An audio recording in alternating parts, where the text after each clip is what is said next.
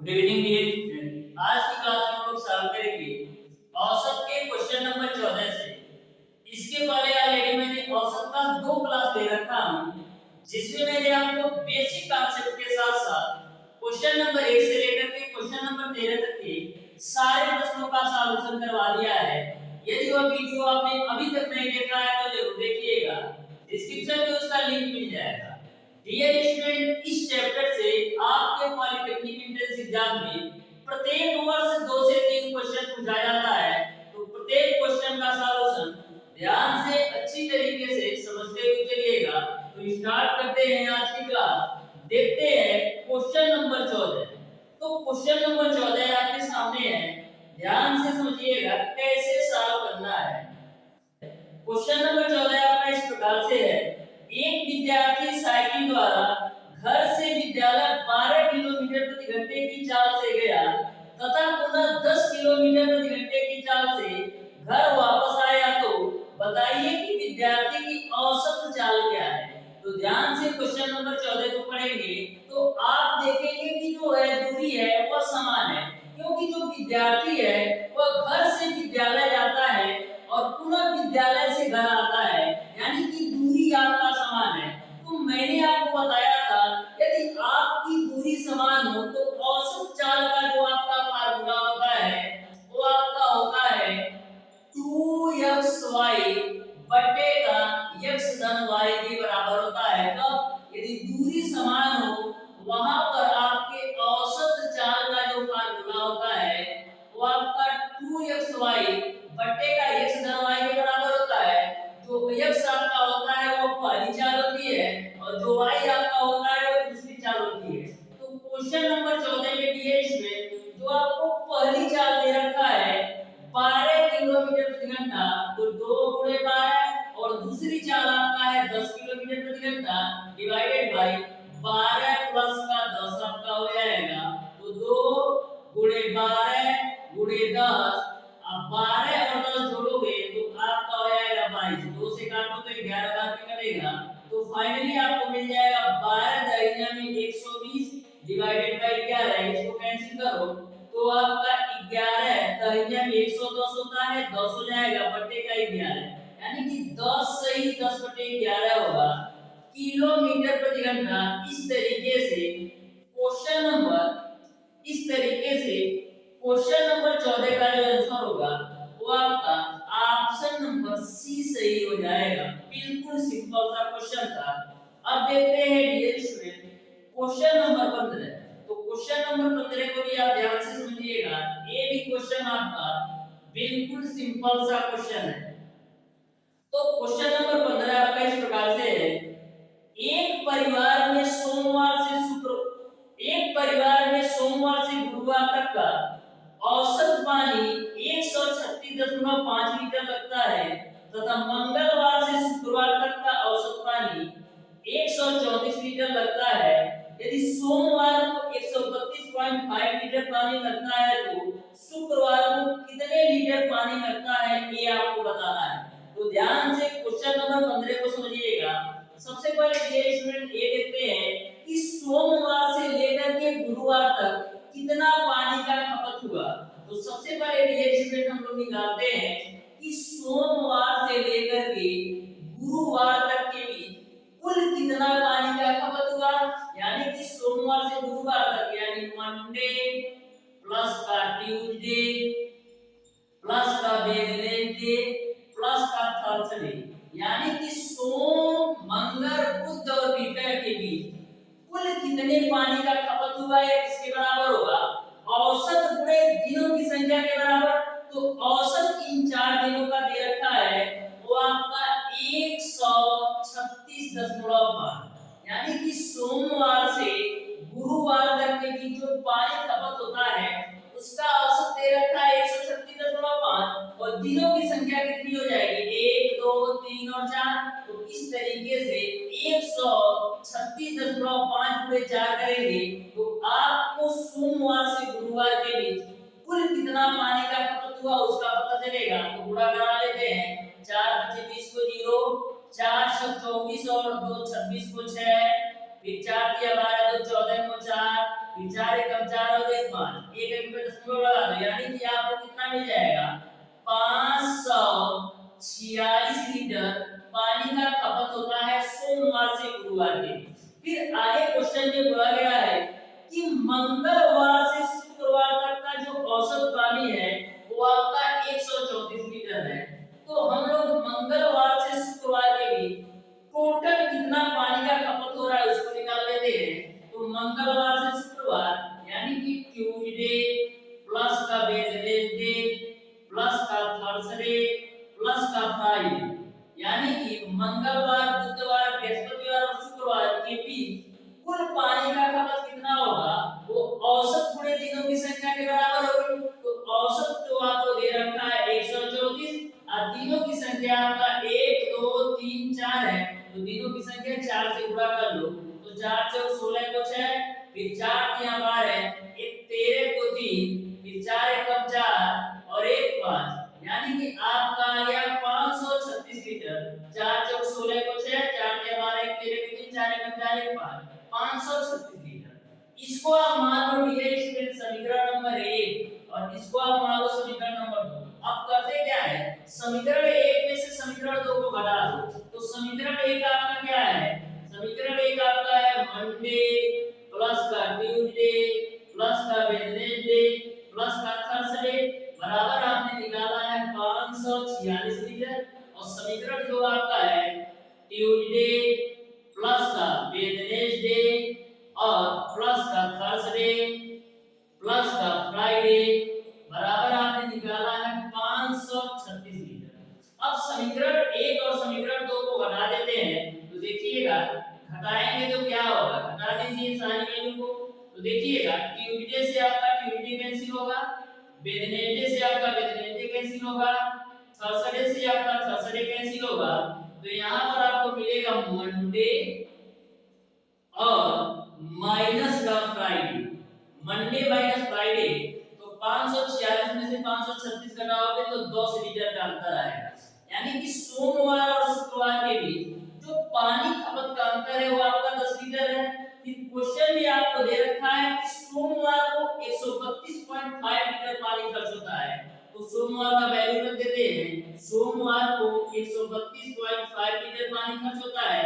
अब माइनस का आपका हो जाएगा फ्राइडे बराबर आपका हो जाएगा 10।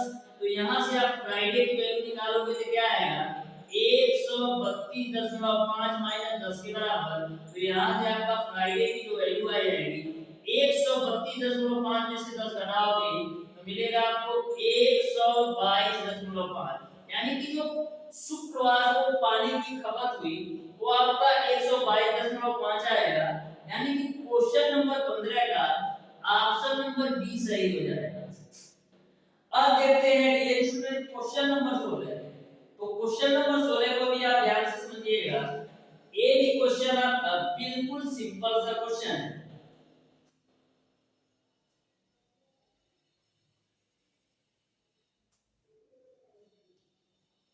तो क्वेश्चन नंबर 16 आपका इस प्रकार से है, यदि रुपया 120 प्रति कुर्सी की दर से 20 कुर्सियां और रुपया 130 की दर से 15 कुर्सियां तथा रुपया 150 की दर से 25 कुर्सियां खरीदी गई तो प्रति कुर्सी का औसत मूल्य क्या होगा ये आपको बताना है। तो प्रति कुर्सी का औसत मूल्य निकालने के लिए करेंगे क्या, कुल कुर्सियों का मूल्य में कुर्सियों की संख्या से हम भाग दे देंगे तो प्रति कुर्सी का औसत मूल्य आपको पता चल जाएगा। तो ध्यान से समझिएगा क्वेश्चन नंबर 16 को। तो औसत मूल्य आपको निकालना है प्रति कुर्सियों का। तो औसत मूल्य निकालने के लिए क्या करेंगे, कुल कुर्सियों के मूल्य में कुर्सियों की संख्या से भाग दे देंगे। तो कुल कुर्सियों का मूल्य क्या होगा, 120 रुपया की दर से 20 कुर्सियां लेता है, 120 रुपया की दर से 20 कुर्सी खरीदता है।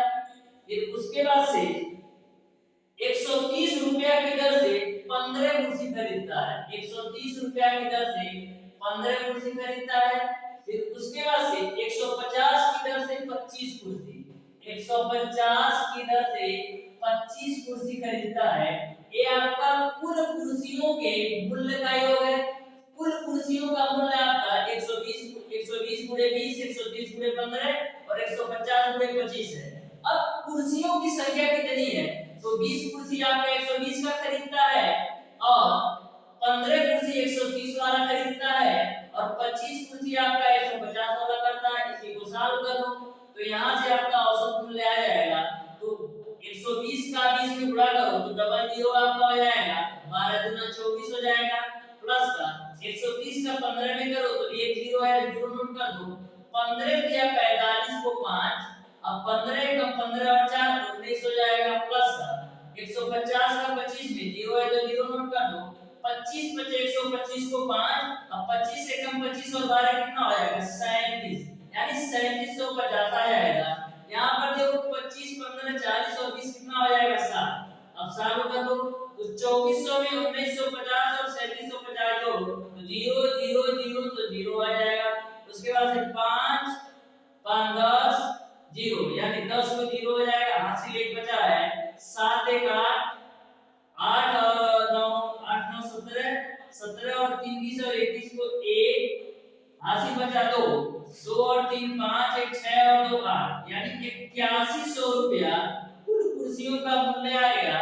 अब कुर्सियों की संख्या आपका 60 है, एक जीरो से एक जीरो कैंसिल करो तो मिलेगा आपको 810 बटे का 6 6 से काटो तो 6 कम 6 2 और 1 6 3 18 और 6 बचे 30, यानी कि जो कुर्सी का औसत मूल्य आ गया वो आपका 125 रुपया आ गया। इस तरीके से जो औसत मूल्य आ गया 135 रुपया के बराबर होगा, यानी क्वेश्चन नंबर 16 का ऑप्शन नंबर ए सही हो जाएगा। अब देखते हैं डियर स्टूडेंट क्वेश्चन नंबर 17। तो क्वेश्चन नंबर 17 को भी आप ध्यान से समझिएगा, ये भी क्वेश्चन आपका बिल्कुल सिंपल सा क्वेश्चन है, तो ध्यान से समझिएगा। क्वेश्चन नंबर 17 को बोला है किसी विद्यालय की एक कक्षा के दो छात्रों ने गणित के 0 अंक प्राप्त किए तथा शेष 18 ने 80% अंक प्राप्त किए, तो पूरी कक्षा का औसत अंक क्या है ये आपको बताना है। तो बिल्कुल सिंपल सा क्वेश्चन है, आप ध्यान से समझिएगा। क्वेश्चन नंबर 17 को मैं मान लेता हूं डियर स्टूडेंट जो गणित का पूर्णांक था वो 100 था। मैं मान लेता हूं कि जो गणित का पूर्णांक था, जो आपका गणित का टोटल नंबर था, जो गणित का पूर्णांक था वो मैं मान लेता हूं 100। तो 18 विद्यार्थियों ने 180% अंक प्राप्त किए हैं, तो 100 का 80% कितना होगा, 100 का 80% निकाल लो तो 100 का 80% निकालोगे तो 80 ही आएगा। अब डियर स्टूडेंट आपको बताना है कि औसत अंक क्या है पूरी कक्षा का। तो पूरी कक्षा का औसत अंक निकालने के लिए करेंगे क्या, पूरी टोटल छात्रों के अंकों का योग में आपको छात्रों की संख्या से भाग देना होगा, यानी पूरी कक्षा का आपका औसत अंक निकालने के लिए कुल छात्रों के अंकों के योग में आपको छात्रों की संख्या से भाग देना पड़ेगा। तो कुल छात्रों के अंकों का योग क्या होगा, दो स्टूडेंट जो है 0 नंबर पाते हैं और 18 स्टूडेंट जो है 80 नंबर लेकर आते हैं। ये आपका छात्रों के अंकों का योग हो गया। अब छात्रों की संख्या कितनी होगी, तो दो स्टूडेंट जो 0 नंबर पाते हैं और 18 स्टूडेंट 80 नंबर पाते हैं, तो 18 और 2 कितना हो गया 20 स्टूडेंट टोटल है। तो इसी को आप सॉल्व कर लो तो ये तो आपका 0 हो जाएगा, 18 का गुणा 80 में कराओ तो 0 हो जाएगा और 18 के कितना होता है, 18 के आपका होता है 144 और नीचे आपका 20 है तो 20 0 से 0 2 से काटेंगे तो 2 7 14 2 दूना 4, यानी औसत अंक जो मिल गया वो आपका 72 आ गया। इस तरीके से पूरी कक्षा का जो औसत अंक होगा वो आपका 72, यानी कि आपका ऑप्शन नंबर डी सही हो जाएगा। अब देखते हैं डियर स्टूडेंट क्वेश्चन नंबर 18। तो क्वेश्चन नंबर 18 भी आपका सिंपल है, ध्यान से समझिएगा। क्वेश्चन नंबर 18 को कैसे सॉल्व करना है, तो क्वेश्चन नंबर 18 आपका इस प्रकार से है, किसी विद्यालय के शिक्षकों का औसत वेतन 1500 रुपया है। दो शिक्षकों की नियुक्ति के बाद कुल वेतन रुपया 2000 बढ़ गया और औसत वेतन रुपया 50 घट गया। शिक्षकों की वर्तमान संख्या कितनी है ये आपको बताना है। तो देखना भी है, बिल्कुल सिंपल सा क्वेश्चन है, सबसे पहले मैं मान लेता हूं कि जो शिक्षकों की वर्तमान संख्या है वो आपका x है। तो मैं मान लेता हूं कि जो शिक्षकों की वर्तमान संख्या, शिक्षकों की वर्तमान संख्या बराबर मैं मान लेता हूं x। अब डियर स्टूडेंट बोला है, क्वेश्चन को स्टार्टिंग से पढ़िए। शिक्षकों का औसत वेतन 1500 रुपया है। तो मैंने माना कि वर्तमान में जो शिक्षक है वो x है और औसत वेतन दे रखा है 1500। तो x शिक्षकों का वेतन का योग कितना होगा? x शिक्षकों का वेतन का योग, वेतन का योग किसके बराबर होगा? x शिक्षकों के वेतन का जो योग होगा वो बराबर होगा शिक्षकों की संख्या बटे औसत के बराबर। तो शिक्षकों की संख्या तो x है और इनका जो औसत है वो आपका 1500, यानी x शिक्षकों का वेतन का योग आपका 1500 के बराबर आएगा। 1500 x के बराबर है। अब डियर स्टूडेंट आगे क्वेश्चन में बोला है कि दो शिक्षकों की नियुक्ति के बाद, तो सबसे पहले हम ये देख लेते हैं कि दो शिक्षकों की नियुक्ति के बाद शिक्षकों की संख्या कितनी हो जाएगी। तो लिखेंगे दो शिक्षकों की नियुक्ति के बाद शिक्षकों की संख्या,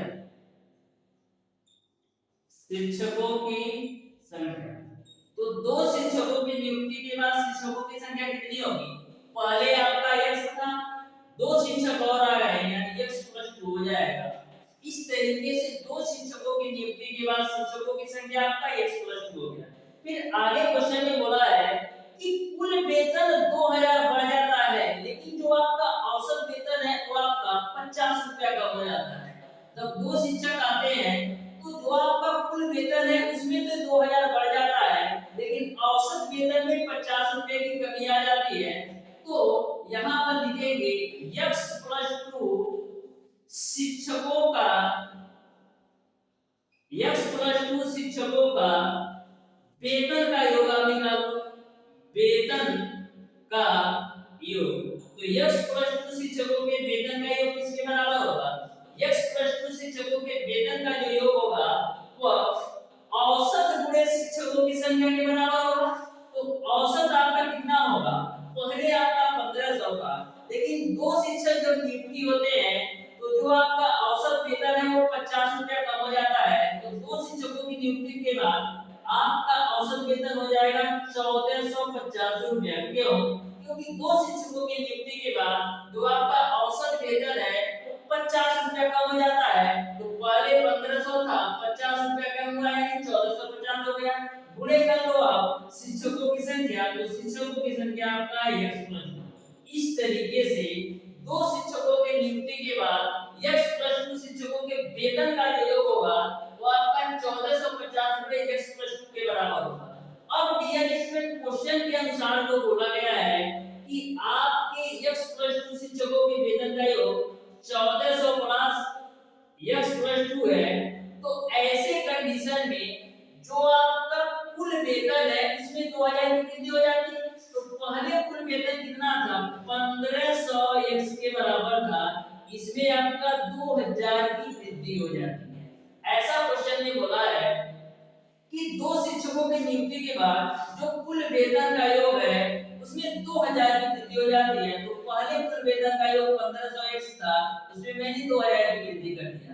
अब इसी को आप सॉल्व करो तो 1450 का x + 2 में गुणा कराओ तो मिलेगा आपको 1450 x प्लस का 1450 में 2 में कराओगे तो 2900 मिलेगा, बराबर आपका हो जाएगा 1500 x प्लस का आपका हो जाएगा 2000।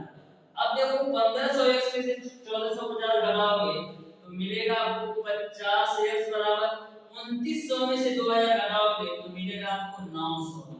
एक जीरो से एक जीरो काट लो, 5 से काटोगे 90 को तो 18 बार में कटेगा, यानी x की वैल्यू आपने निकाल लिया 18। आपसे पूछा जा रहा था कि शिक्षकों की वर्तमान संख्या कितनी है, तो तो शिक्षकों की वर्तमान संख्या मैंने माना है x और x की वैल्यू आपका 18 आया। इस तरीके से शिक्षकों की वर्तमान संख्या 18 होगी, यानी क्वेश्चन नंबर 18 का ऑप्शन नंबर सी सही हो जाएगा। अब देखते हैं डियर स्टूडेंट क्वेश्चन नंबर 19। तो क्वेश्चन नंबर 19 भी आपका सिंपल है, ध्यान से समझिएगा क्वेश्चन नंबर 19 को कैसे सॉल्व करना है।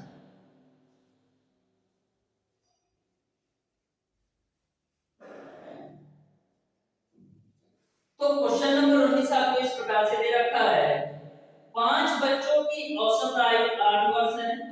यदि बच्चों की आयु में पिता की आयु जोड़ दी जाती है तो उनकी औसत आयु 15 वर्ष हो जाती है। तो पिता की आयु कितनी है ये आपको बताना है। तो सबसे पहले ये स्टूडेंट हम लोग 5 बच्चों की आयु का योग निकाल लेते हैं। 5 बच्चों की आयु का योग, तो 5 बच्चों की आयु का योग किसके बराबर होगा? 5 बच्चों की आयु का योग आपका बराबर होगा औसत पूरे बच्चों की संख्या के बराबर। तो 5 बच्चों की औसत आपको दे रखा है 8, अब बच्चों की संख्या आपका 5 है, तो इस तरीके से 8 बचे 40, यानी 5 बच्चों की आयु का योग आपका हो जाएगा 40। अब पिता सहित 5 बच्चों की आयु का योग निकाल लेते हैं, तो लिखेंगे पिता सहित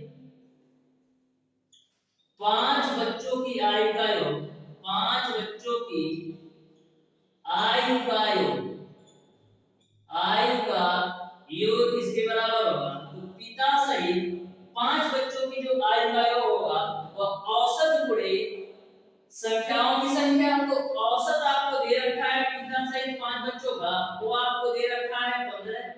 अब संख्याओं की संख्या कितनी होगी? तो 5 बच्चे हैं और एक आपका पिता आ गया, तो 5 और 6 और एक कितना है, टोटल 6 आदमी हो गए। तो यहां से आपका जो पिता सहित 5 बच्चों की आय का योग आएगा तो आपका 90 आएगा। अब देखना डियर स्टूडेंट, यहां पर 5 बच्चों की आय का योग आपका है 40, अब पिता सहित 5 बच्चों की आय का योग है वो आपका है 90।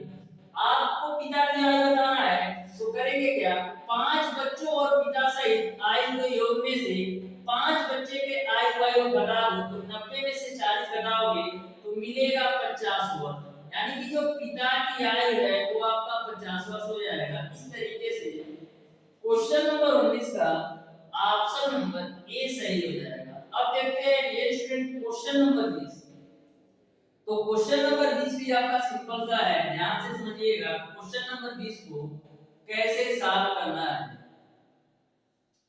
तो क्वेश्चन नंबर 20 आपको दे रखा है, 45 एवं 55 वर्षीय दो व्यक्तियों को दो महिलाओं से प्रतिस्थापित करने पर 11 व्यक्तियों की आयु 2 वर्ष से अधिक हो जाती है। इन दो महिलाओं की औसत आयु क्या है? तो सबसे पहले इन दो महिलाओं के आयु का योग निकालेंगे। तो इन दो महिलाओं के आयु का जो योग होगा वो किसके बराबर होगा? 11 व्यक्तियों में 2 वर्ष की वृद्धि होती है, 11 व्यक्तियों में 2 वर्ष की वृद्धि होती है। और प्रतिस्थापित कौन होता है? एक आपका 45 वर्ष का होता है और एक आपका 55 वर्ष का होता है। तो दोनों महिलाओं के जो आयु का योग होगा वो आपका टोटल व्यक्तियों में वृद्धि प्लस का प्रतिस्थापित व्यक्तियों के आयु के योग के बराबर होगा।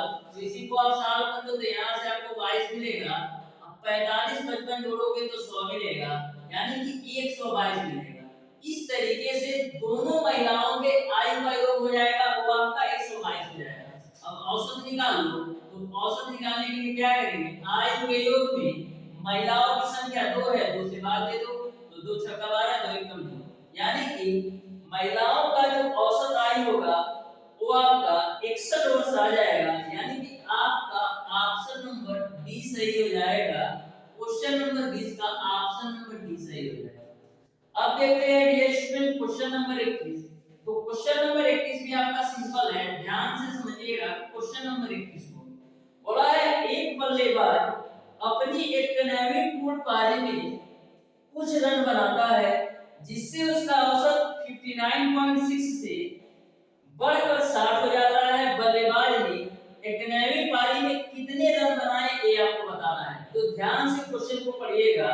तो यह समझ में आ रहा होगा कि 50 पारी तक उसका जो रनों का औसत है वो आपका 59.6 है, लेकिन जब वो 91 पारी खेल लेता है तो जो उसका औसत होता है वो 60 हो जाता है।